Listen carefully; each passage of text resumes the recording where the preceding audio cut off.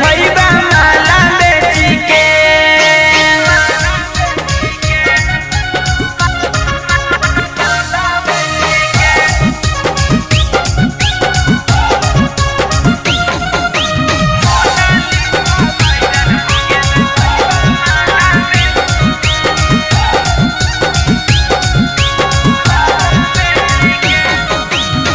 कुम्भ मेला में एकर किस्मत चमक गेलै, सबके नजरिया एकर ऊपर अटक गेलै।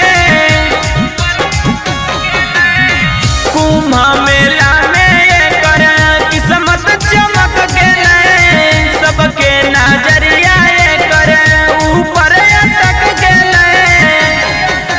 फुर्सत से भगवान एकरा बनल कई राजा के, फुर्सत से भगवान एकरा बनल कई राजा के।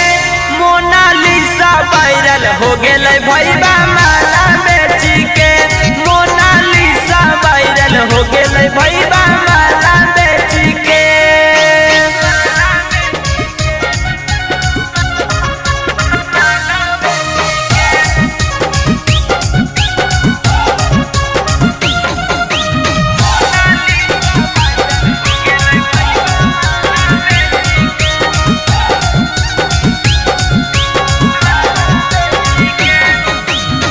बड़ी खूबसूरत एकर अखिया में जोड़ रे, दुनिया में हा कई नहीं एकर जोड़ रे।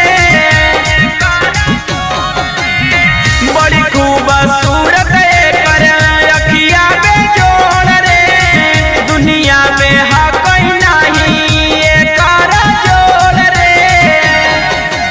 बोलो हा कई बोलिया सूरत से हंस हंस के, बोलो हा कई बोलिया संतोष से हंस हंस के।